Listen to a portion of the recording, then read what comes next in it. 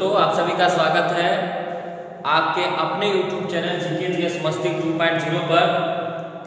मैं पुरुषोत्तम कुमार आप सभी लोगों का स्वागत करता हूं।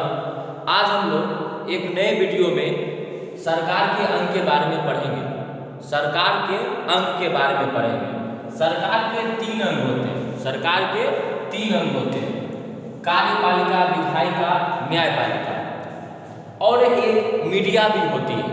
तो मीडिया के बारे में भी हम जानेंगे। पहले इसको जान लेते हैं, कार्यपालिका, विधायिका और न्यायपालिका के बारे में। तो मीडिया को लोकतंत्र का चौथा स्तंभ कहा जाता है। वो भी जो है एक अंग माना जाता है और उसको क्या कहा जाता है? लोकतंत्र का चौथा स्तंभ, प्रेस को कहा जाता है, यानी मीडिया को कहा जाता है। चलिए जानते हैं सरकार के अंग के बारे में। कार्यपालिका, कार्यपालिका, विधायिका और न्यायपालिका। विधायिका का मतलब क्या होता है? विधि बनाने वाला। विधायिका का मतलब क्या होता है? विधि बनाने वाला, यानी कानून बनाने वाला। कानून बनाने वाला मतलब कानून बनाएगा, लेकिन लागू कौन करेगा? लागू करेगा कार्यपालिका। कौन करेगा लागू? कार्यपालिका करेगा। अगर इसके दौरान कोई भी कठिनाई होती है, कोई भी दिक्कतें आती हैं, तो वो न्याय की व्यवस्था जो देखता है वो न्यायपालिका के अंतर्गत आएगा। मतलब ये कानून बनाया गया और कानून बनाने के बाद लागू करने की बात आती है उसको, तो लागू कार्यपालिका करता है। अगर इस दोनों में कोई तरह का परेशानी हुआ, कोई तरह की दिक्कतें आई, तो उसमें न्यायपालिका की अगर जरूरत पड़ा तो न्याय की व्यवस्था करने वाले न्यायपालिका को क्या करता है? वो न्याय की व्यवस्था करता है। न्यायपालिका क्या करता है? न्याय की व्यवस्था करता है। कानून में अगर कोई भी तरह का दिक्कत आए, लागू करने में कोई समस्या आए, तो उसको कौन देखता है? न्यायपालिका देखता है। अब हम विस्तार पूर्वक समझेंगे कि कार्यपालिका के अंतर्गत क्या क्या आते हैं, कौन कौन व्यक्ति आते हैं, इसके बारे में हम समझेंगे। कार्यपालिका, अब जानिए, कार्यपालिका जो होते हैं वो 2 स्तरों में बंटे होते हैं, एक केंद्र सरकार में और एक राज्य सरकार में। तो केंद्र सरकार में जो होते हैं पहले वो राष्ट्रपति होते हैं। पहले कौन होते हैं? राष्ट्रपति होते हैं। लेकिन राष्ट्रपति जो होते हैं वो नामित होते हैं, बिल्कुल नामित होते हैं। राष्ट्रपति एक नाम का होते हैं, नामित होते हैं, देश के पहले नागरिक होते हैं, ठीक है। और यह कार्यपालिका का नामित होते हैं। लेकिन अगर हम बात करें प्रधानमंत्री का कार्यपालिका के रूप में, तो ये वास्तविक प्रधान होते हैं। कार्यपालिका के क्षेत्र में ये वास्तविक प्रधान होते हैं। आपसे पूछा जाएगा कि प्रधानमंत्री जो होते हैं वो देश के क्या होते हैं? तो वास्तविक प्रधानमंत्री होते हैं। राष्ट्रपति क्या होते हैं? नामित होते हैं। नामित होते हैं, केवल नाम के होते हैं। लेकिन अगर वास्तविक रूप से जो कार्य करते हैं हमारे देश में, वो प्रधानमंत्री होते हैं। तो प्रधानमंत्री को वास्तविक प्रधान कहा जाता है। तो पहले स्थान पे राष्ट्रपति आएंगे, उसके बाद उपराष्ट्रपति आएंगे, उसके बाद प्रधानमंत्री आएंगे, उसके बाद वास्तविक प्रधान होंगे प्रधानमंत्री, उसके बाद आते हैं मंत्रिपरिषद। चलिए एक बार और फिर से देखते हैं। कार्यपालिका में केंद्र सरकार में आ जाते हैं पहले स्थान पे राष्ट्रपति, उसके बाद उपराष्ट्रपति, उसके बाद प्रधानमंत्री, उसके बाद वास्तविक जो होते हैं वो प्रधान होते हैं प्रधानमंत्री, उसके बाद आ जाते हैं मंत्रिपरिषद। तो मंत्रिपरिषद भी 3 भागों में बढ़ जाते हैं। एक हो जाते हैं कैबिनेट मंत्री, एक हो जाते हैं कैबिनेट मंत्री, एक हो जाते हैं राज्य मंत्री और एक हो जाते हैं उप मंत्री। ये तो हुआ केंद्र का। ये क्या हुआ? केंद्र का। तो केंद्र में वास्तविक प्रधान अगर पूछे कौन होता है, तो प्रधानमंत्री। नामित कौन होते हैं? तो राष्ट्रपति होते हैं। तो इतनी सारी बातों को आप समझ गए होंगे। अब चलते हैं राज्य के बाद। तो राज्य का अगर आपसे क्वेश्चन पूछे, राज्य का वास्तविक प्रधान कौन होता है? तो राज्यपाल होता है। राज्य का वास्तविक प्रधान कौन होता है? राज्यपाल महोदय होते हैं, गवर्नर साहब होते हैं, ठीक है। कोई भी राज्य, तो राज्य का वास्तविक प्रधान कौन होगा? राज्यपाल होगा। उसके बाद कौन होंगे? मुख्यमंत्री होंगे।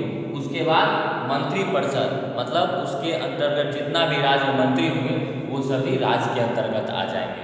तो कहने का मतलब यह है कि कार्यपालिका को देश स्तर पर 2 भागों में बांटा जाता है, यानी ये लोग कार्य कर सकते हैं। लेकिन इसमें अस्थाई और एवं अस्थाई ये भी होते हैं। तो अस्थाई के बारे में जानते हैं। अस्थाई जो होते हैं ये जो है वो कभी भी हट सकते हैं, ये कभी भी भंग हो सकते हैं, लेकिन अस्थाई रूप में जो रहते हैं वो 60 वर्षों तक रहते हैं। जैसे हम आपको बताते हैं, जैसे मुख्यमंत्री जी के सचिव हुए, अधिकारी हुए, जितना भी हुए, अधिकारी हुए, सचिव हुए, इसमें हम अधिकारी लिख देते हैं, सचिव लिख देते हैं। तो ये सभी क्या हुआ, ये सभी अस्थाई हुए। लेकिन ये सभी क्या हुए, ये सभी क्या हुए, अस्थाई हुए। अस्थाई कभी भी जो है हटाया जा सकता है। राष्ट्रपति ऊपर महाभियोग लगाया भी जा सकता है। राष्ट्रपति ऐसा नहीं है महाभियोग नहीं लगाया जा सकता है। प्रधानमंत्री के ऊपर भी लगाया जा सकता है। तो ये सब क्या है, ये सब अस्थाई रूप है। लेकिन अस्थाई रूप से कौन होंगे, जो 60 वर्षों के लिए क्या होगा, सिलेक्शन होगा। ठीक है, चलिए। अस्थाई में क्या, इलेक्शन। अस्थाई में क्या होता है, सभी का इलेक्शन होता है, यानी वोट होती है। लेकिन ये जो अस्थाई होते हैं उनका सिलेक्शन होता है। इलेक्शन सिलेक्शन क्या याद रखिएगा, इलेक्शन होगा तो अस्थाई होगा, और सिलेक्शन होगा तो अस्थाई होगा। तो सिलेक्शन को और अस्थाई रूप में क्यों रखा जाता है, क्योंकि वो पढ़े लिखे होते हैं और IAS IPS पास करने के बाद उनको जॉब मिलती है। तो इनको अस्थाई रूप कहा जाता है। अस्थाई जो 60 वर्षों के लिए होते हैं। तो इनका क्या होता है, सिलेक्शन होता है, लेकिन इनका क्या होता है, इलेक्शन होता है। अस्थाई वाला क्या हो जाएगा, इलेक्शन हो जाएगा। तो जितने भी होंगे ये सभी लोगों का क्या होगा, इलेक्शन होगा। तो आपको समझ में आ गया होगा। तो ये जो होते हैं वो देश भर में लागू कर देंगे, कोई भी कानून को लागू कर सकते हैं। चलिए, आप समझ में आ गया। लेकिन अब बनाएगा कौन, तो बनाएगा कौन, विधायिका बनाएगा। आप चलते हैं विधायिका के बारे में जानते हैं। विधायिका जो होते हैं वो कानून बनाते हैं। उसके अंतर्गत भी 2 चीज आते हैं, एक आते हैं केंद्र और एक होता है राज्य होते हैं। तो केंद्र में वही बात, संसद बैठते हैं, MP तो हो गया, ये कौन हो गए, MP हो गए, मेंबर ऑफ पार्लियामेंट। तो सांसद को 2 भागों में बांटा जाता है, एक होता है लोकसभा, एक होता है राज्यसभा। तो ये दोनों को रूप में बांटा जाता है और ये दोनों मिलकर कोई भी कानून को पारित करते हैं। जैसे आपको पता होगा किसान बिल पास हुआ था, ये कौन पास किया, ये केंद्र सरकार पास किए, संसद भवन में पास होता है। लोकसभा और राज्यसभा दोनों मिलकर पारित किया जाता है ना, अंतिम अनुमोदन के राष्ट्रपति के पास जाता है। तो दोनों मिलके क्या किया था, लागू किया था। जैसे CAA ना, ये सब क्या था, ये सब इन्हीं के द्वारा पारित किया गया था। तो वो क्या था, वो बिल था। बिल पारित करना, कोई भी कानून के लिए कोई नया राज्य का गठन करना है तो कौन तैयार करेंगे, ये दोनों मिल के तैयार करेंगे। तो याद रखना है, विधायिका का मतलब क्या होता है, कानून बनाना। और लागू कौन करता है, हमारे राष्ट्रपति महोदय, प्रधानमंत्री, उपराष्ट्रपति, जो इसमें कार्यपालिका के अंतर्गत आते हैं। राज्य लेवल पर आएंगे तो राज्य का, केंद्र लेवल पर आएंगे तो केंद्र लेवल अपना स्तर से कानून बनाएंगे। एक चीज और आपको याद होगा कि भारत में जो है संविधान में 3 सूची को लाया गया। भारतीय संविधान में 3 सूची को रखा गया, 3 सूची को रखा गया। सूची के बारे में भी हम आगे वाले वीडियो में हम समवर्ती सूची, ठीक है, संघ सूची, राज्य सूची और समवर्ती सूची, तीनों के बारे में स्पेशल रूप से वीडियो बनाएंगे। यहाँ पे हम आपको सिर्फ समझा रहे हैं। तो 3 सूची होता है, संघ सूची, उसके बाद होता है राज्य सूची और एक होता है समवर्ती सूची। तो आप जान लीजिए संघ सूची में क्या होता है, संघ सूची में केवल केंद्र सरकार, इसमें हम संघ सूची या केंद्र सूची भी लिख सकते हैं, केवल जो है वो केंद्र की सरकार ही कानून बना सकता है। जैसे रेल है, बैंकिंग है, डाकघर है, बीमा है, ये सभी संघ सूची के अंतर्गत आते हैं, यानी केंद्र सूची के अंतर्गत आते हैं। तो ये सभी कौन बनाएंगे? केंद्र लेवल की सरकार इस पर कानून बना सकते हैं। लेकिन अब राज्य सूची आ गया, तो राज्य सूची में केवल राज्य सरकार ही कानून बना सकते हैं। राज्य सरकार ही केवल क्या कर सकते हैं? कानून बना सकते हैं। जैसे राज्य पुलिस बल, तो राज्य पुलिस बल राज्य का जो होता है अपना, वो अपना कानून बना सकते हैं। जेल, ये सभी किसमें आ जाएंगे? राज्य सूची के अंतर्गत। अब आते हैं समवर्ती सूची। समवर्ती सूची जो होता है, ये दोनों मिलकर अपने समझौते के तहत समवर्ती सूची को लाते हैं। मतलब केंद्र सरकार और राज्य सरकार दोनों मिलकर जो है वो क्या करते हैं? कानून बनाते हैं ना। तो वो किस सूची में रखा जाएगा? समवर्ती सूची में। जैसे हम जानते हैं शिक्षा, बराबर क्वेश्चन आता है, शिक्षा किस सूची में आता है? तो समवर्ती सूची में आता है। तो ये जो शिक्षा पर कानून बनाया दोनों मिल के बनाता है, तो इसीलिए इसको कहाँ रखा गया? समवर्ती सूची। तो हमको सीधा समझना है कि जो केंद्र सरकार और राज्य सरकार दोनों मिलकर जिस पर कानून बनाएगा वो किस सूची के अंतर्गत आएगा? समवर्ती सूची के अंतर्गत आएगा। हम यहाँ पे सिर्फ आपको समझाए हैं। अगले वीडियो में जब हम समवर्ती सूची को बताएंगे तो उसमें पूरा डीपली हम आपको बताएंगे। चलिए तब तक के लिए हम आगे बढ़ते हैं इसमें। तो ये आपको बता दिए कि इसमें जो होते हैं कानून बनाते हैं कौन? लोकसभा में पहले पारित किया जाता है, तब राज्यसभा में पारित होता है। तो दोनों मिलके कानून को क्या करते हैं? बनाते हैं, कानून को बनाते हैं। चलिए अब आते हैं राज्य स्तर में। तो राज्य स्तर में आपको याद रखना है कि राज्य स्तर में जो है आपको दो चीज याद रखना है, यानी दो भागों में बढ़ जाता है। राज्य जो होता है वो विधानमंडल, राज्य जो हो जाता है वो क्या होता है? विधानमंडल। और विधानमंडल को दो भागों में बांटा गया, एक हो जाता है विधानसभा और एक हो जाता है विधान परिषद। तो आपको याद रखना है कि ये विधानसभा जो होते हैं ये क्या होते हैं? ये अस्थायी होते हैं। क्या होते हैं? अस्थायी होते हैं। वही बात अस्थायी और अस्थायी। और इसमें जो सचिव उचिव होंगे, अधिकारी और होंगे, ये सभी अस्थायी होते हैं। इसमें भी इलेक्शन और अस्थायी में सिलेक्शन ना। इसमें जो होते हैं विधानसभा में क्या होते हैं? इलेक्शन होते हैं। लेकिन इसके अंतर्गत जो अधिकारी, जो कर्मचारी, जो सचिव काम करते होंगे विधानसभा में, उनका क्या होता है? सिलेक्शन होता है। तो इसका जो होता है ये क्या होते हैं? ये अस्थायी रूप से होते हैं, ठीक है। इनका क्या होता है? इनका इलेक्शन होता है। इनका क्या होता है? इलेक्शन होता है। और जो अस्थायी होते हैं उनका क्या होता है? सिलेक्शन होता है। समझ में आ गया आप लोग को? उनका क्या होता है? सिलेक्शन होता है। सिलेक्शन, उनका क्या होता है? सिलेक्शन होता है। इलेक्शन, उसके बाद सिलेक्शन। चलिए उसके बाद विधान परिषद को जानते हैं। तो विधान परिषद जो है कुछ दिन पहले, यानी जब जम्मू कश्मीर राज्य भी था तो विधान परिषद था। लेकिन अभी हम जानेंगे तो आंध्र प्रदेश भी था विधान परिषद, बिहार भी था ना, बिहार है, यूपी भी था, उत्तर प्रदेश भी था, महाराष्ट्र भी था, तेलंगाना भी था ना। तो कुछ हमको ये समझना है, आपसे अगर पूछा जाएगा तो विधानसभा प्रत्येक राज्य में होता है? नहीं, ये विधानसभा का मन होता है। विधानसभा का अगर मन होगा तो विधान परिषद रख सकता है और नहीं तो नहीं रख सकता है। तो विधानसभा के ऊपर रहता है कि अब वो विधान परिषद रखे या नहीं रखे।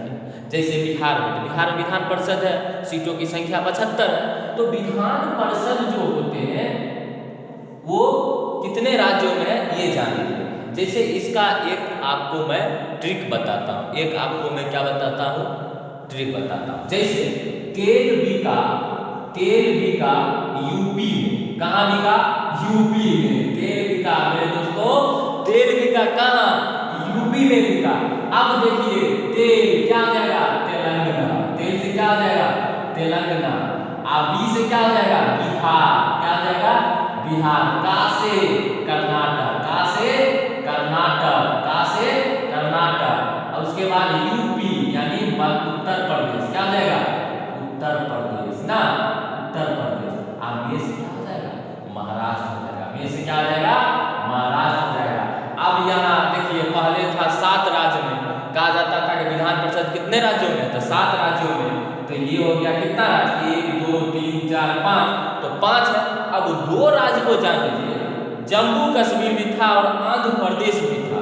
तो आंध्र प्रदेश में क्या हुआ कि वहां की विधानसभा ने 2020 फिलहाल जो है वो 2020 में क्या किया था, एक प्रस्ताव लाया गया था कि इसको हटाने के लिए, विधान परिषद को हटाने के लिए प्रस्ताव लाया गया था।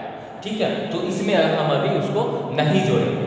और जम्मू कश्मीर 2019 में विधेयक पारित हुआ था, तो 2019 भी क्या हो गया, हट गया और वो क्या बन गया आपका केंद्र शासित प्रदेश। तो इसको हम फिलहाल में याद रखेंगे। लेकिन आंध्र प्रदेश को हम क्या याद रखेंगे कि वहां की विधानसभा में यह पारित किया गया कि यहाँ अब विधान परिषद नहीं रहेगी, पारित किया गया विधान परिषद नहीं रहेगी। और जम्मू कश्मीर की अगर हम बात करेंगे तो जम्मू कश्मीर क्या था, जम्मू कश्मीर राज्य था, विधान परिषद था, लेकिन 2019 के विधेयक जब पारित किया गया तो वो क्या बन गया, केंद्र शासित प्रदेश बन गया। अब वहाँ भी खत्म हो गया विधान परिषद।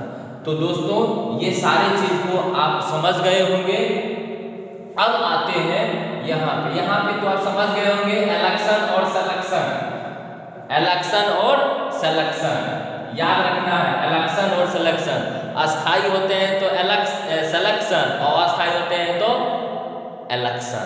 इलेक्शन होंगे कब, अस्थायी में, अस्थायी में सिलेक्शन। चलिए आइए अब चलते हैं न्यायपालिका पे। न्यायपालिका जो होते हैं वो न्याय करने वाले होते हैं। ठीक है, क्या होते हैं, न्याय करने वाले। अगर किसी के साथ जुल्म हो रहा है तो वो कौन देखेगा, न्यायपालिका देखेगा। क्या देखेगा, कौन देखेगा, न्यायपालिका देखेगा। और न्यायपालिका की व्यवस्था जो है वो कौन कौन करता है, एकीकृत क्रम में उसको सजाया गया है। जैसे पहले आता है सुप्रीम कोर्ट, उसके बाद हाई कोर्ट, उसके बाद जिला कोर्ट, उसके बाद नीचे वाले जैसे अनुमंडल कोर्ट भी होता है ना, तो उसको भी देखा जाता है। तो पहले जानते इसको कैसे, अगर ये नहीं है, प्रखंड में भी होते हैं ना, कुछ होते हैं तो उसके ऊपर, फिर उसके ऊपर, फिर उसके ऊपर, और लास्ट में क्या होते हैं, सुप्रीम कोर्ट होते हैं। तो वरीयता क्रम में यानी एकीकृत रूप में इसको सजाया गया है। एकीकृत रूप में क्या किया गया है, इसको सजाया गया है। आप जान लीजिएगा कि अनुच्छेद 50 में लिखा गया है कि कार्यपालिका और न्यायपालिका के बीच पृथकीकरण की जाएगी। अनुच्छेद 50 में क्या लिखा गया है, न्यायपालिका एवं कार्यपालिका, न्यायपालिका एवं कार्यपालिका को पृथकीकरण किया जाएगा। कहने का मतलब ये हुआ कि मान लीजिए अगर कार्यपालिका के जो प्रधान होते हैं, न्यायपालिका का अगर साठगांठ रहेगा तो क्या होगा, संविधान संकट में पड़ जाएगा, संविधान का नियम पालन नहीं होगा। साठगांठ होगा तो क्या होगा, सही रूप से कानून नहीं चल पाएगा। इसीलिए अनुच्छेद 50 में लिखा गया कि न्यायपालिका और कार्यपालिका क्या होंगे, एक दोनों से क्या होंगे, अलग रहेंगे, पृथकीकरण रहेंगे। अगर साठगांठ रहेगा तो क्या होगा, संविधान खतरा में पड़ जाएगा ना। तो इसीलिए अनुच्छेद 50 में लिखा गया है कि दोनों अलग अलग रहेंगे, उनसे इसमें कोई जो है संपर्क नहीं स्थापित होगा। नहीं तो कभी कभी ये भी होता है कि इसमें कोई मंत्री का पैरवी हो जाता है, किसी का भी पैरवी हो जाता है, तो ये अनुच्छेद 50 नहीं कहता है दोस्तों, अनुच्छेद 50 नहीं कहता है। तो आई होप, हमको विश्वास है कि आप लोग को ये पूरा समझ में आ गया होगा। अगर नहीं समझ में आया, अगर कुछ पूछना चाहते हैं तो मेरे कमेंट बॉक्स में ज़रूर पूछिएगा। तब तक के लिए आप यूँ मेरी वीडियो को देखते रहिए, मैं आपके लिए मेहनत करता हूँ। आप मेरे वीडियो को दोस्तों के बीच भेजिए, लाइक और सब्सक्राइब जरूर करवाइए। तब तक के लिए मेरे वीडियो को देखिए, मेरे हौसले को बढ़ाइए। जय हिंद।